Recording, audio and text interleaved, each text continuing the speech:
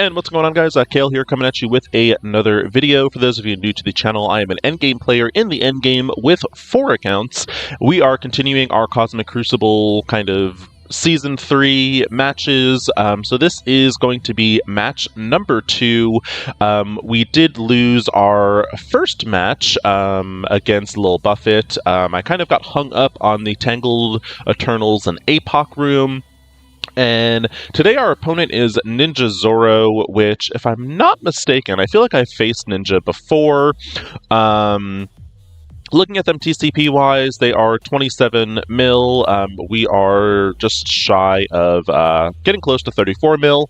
And as I kind of saw with Lil Buffett, kind of again why I don't gauge TCP, Lil Buffett has a TCP basically half of mine, and, you know, they got the win. So they had a really good defense mixed in kind of with having a solid offense as well.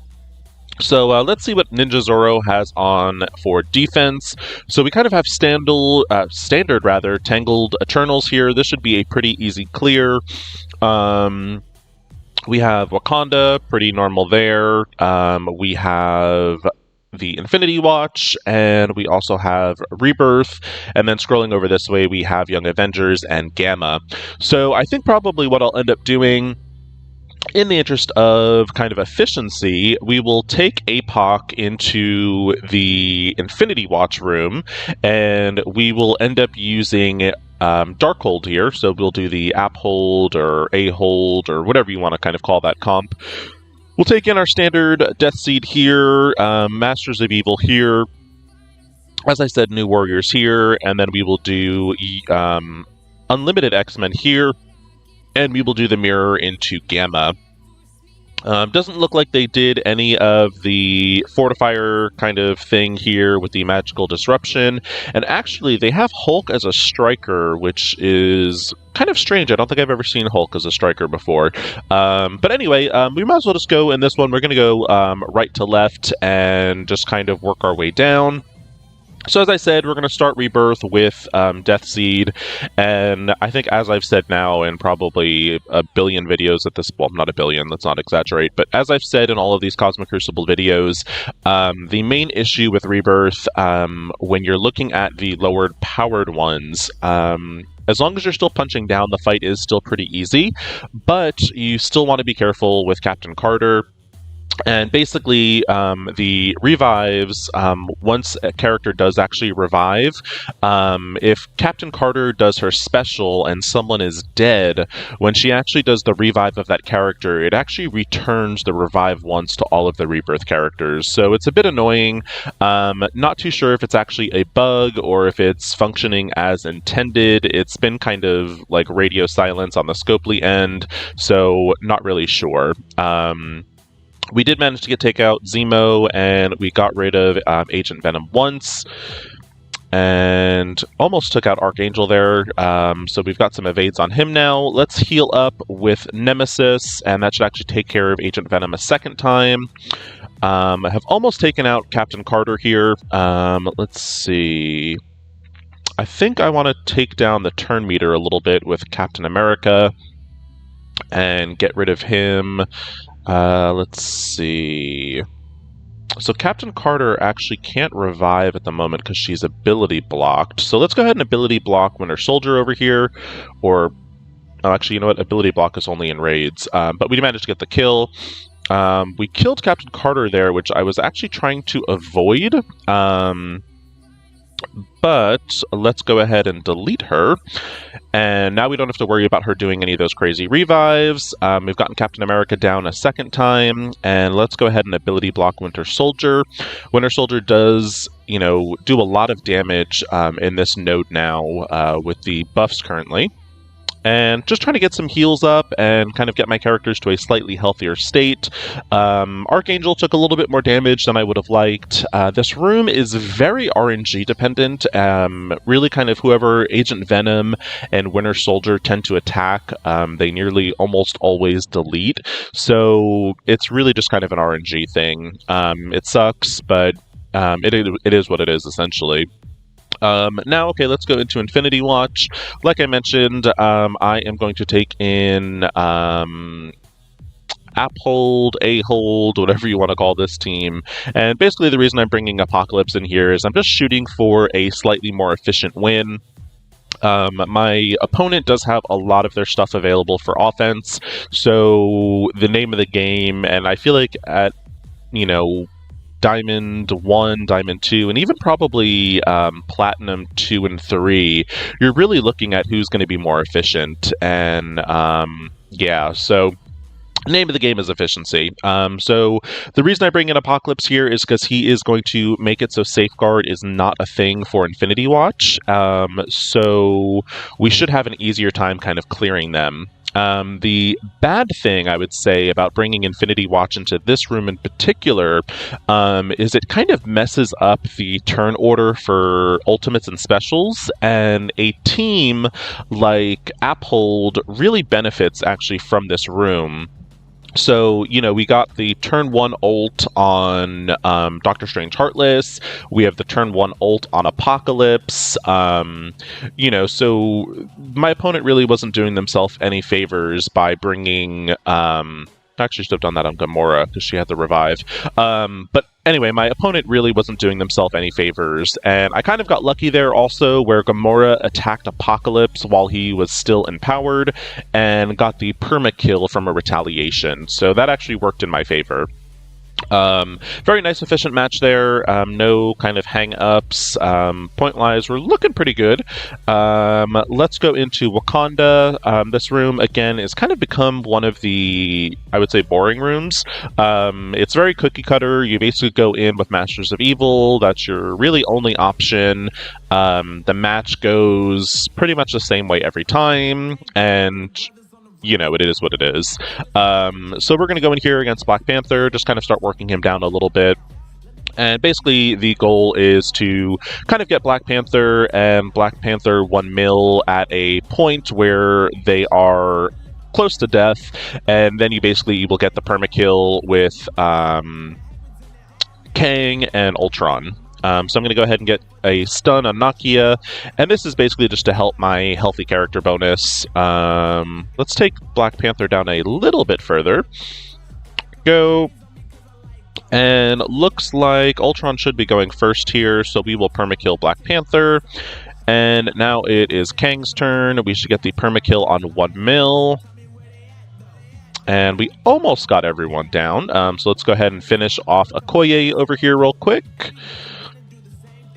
And there we go. It's good, pretty clean match. Wakanda actually doesn't take a turn, so you are normally good to go on the healthy character aspect. It's just, Scopely made a problem, there's a solution. Anyway, next room we are going to go into is the Standard Tangled Eternals. Not so much of a problem here. Again, you just want to make sure your placement is Deathpool on this side, Gwenpool on this side. That way it doesn't mess up any turn order.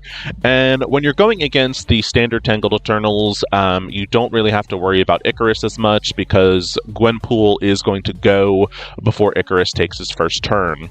And basically what that means is you will have Safeguard, so when Icarus does his ultimate, you don't have to worry about things getting flipped.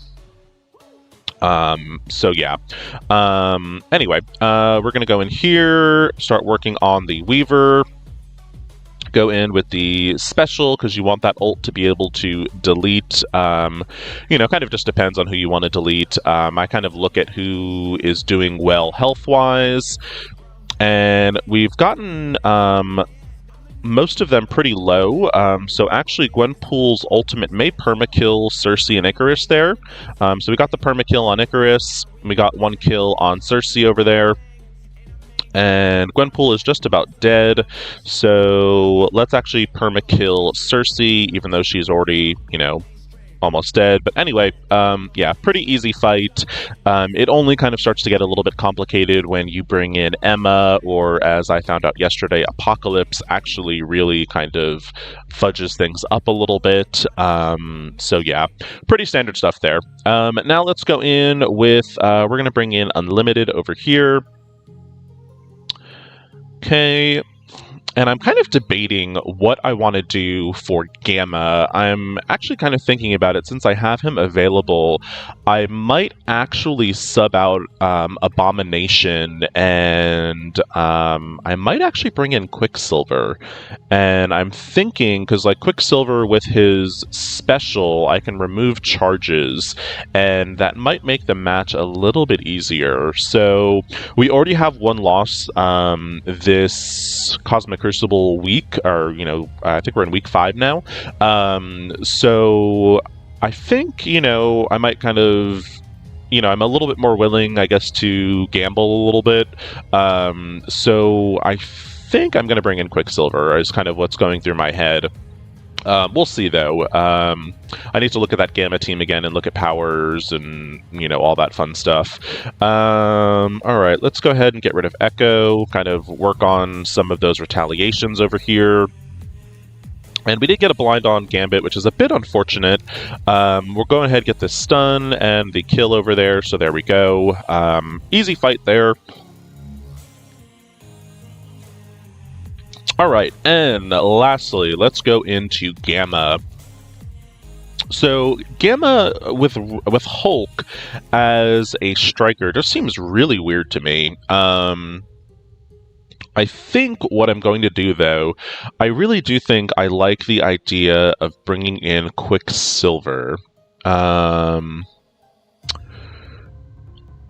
I think we're going to do Quicksilver. I like the idea of his special, kind of taking away any charges from Red Hulk. So yeah, I think that's what we're going to do. Because pretty much the way this match works is... whoever Red Hulk gets to ult first, it's normally pretty much game over. So hopefully my Quicksilver survives, essentially long enough, because this does clear charged and reduces the speed bar. Okay, yeah, so we are going to hold on to that for a couple turns, assuming Quicksilver hopefully lives long enough. We've almost gotten She-Hulk down as well, which is really nice. We're going to go ahead and get a taunt, and let's redistribute some health, get our characters kind of healthy again. And the other thing, too, about this match is, from what I found anyway, is you definitely want to get rid of She-Hulk kind of as early as possible, because when she's doing her flips, when she kind of sends everything backwards towards you, if she does that, you can sometimes get flipped back with a lot of your negative debuffs. So, the sooner you take her out, obviously, the better. Okay, so my Red Hulk has a charge, theirs has none, so we are doing good there. My She-Hulk has a taunt, though, which does worry me a little bit. Let's go back over to their She-Hulk. And she does do the throwback, which is okay. Let's go ahead and do the ult there. Their Red Hulk has a single charge, which is okay. We're going to go ahead and do the ultimate here. That should hopefully delete She-Hulk. There we go. Almost. She's just barely hanging on over there. Let's go ahead and get a heal up. And we lost our She-Hulk, which is unfortunate. That is bad. Let's get rid of their She-Hulk real quick. And now we need to avoid hitting their Red Hulk. And basically what we want to do is with our Quicksilver, get rid of his charges. So let's see, maybe we can delete Brawn over here. We did not delete Brawn. Charges does he have? He has 3, so we're good there. Let's go ahead and erase Red Hulk's charges. There we go. So now we're in a pretty good position as far as the charges go. We're obviously not in a good position as far as healthy characters, but our Red Hulk should be getting ready to ult now, and that should make this match much easier. Okay, we lost Quicksilver, but he basically did what I needed him to do. He, got the charges removed from their Red Hulk, and they have that gamma radiation now, which should make this match pretty much a done deal. Yeah, so their Red Hulk actually now has his charges up. He's ready to go. Let's see. This is getting kind of sketch. Get our Hulk to take a turn. We're stuck into their Hulk. Okay, let's go ahead. Hopefully get rid of their Hulk over here. There we go. We are going to reduce the turn meter on their Red Hulk, which should stop him from ulting over here. And there we go. He's doing the ult anyway. So yeah, I don't know. I mean, obviously I'm going to win the match, but I don't know that this went... I don't think this really went any smoother than had I brought in the full Gamma team.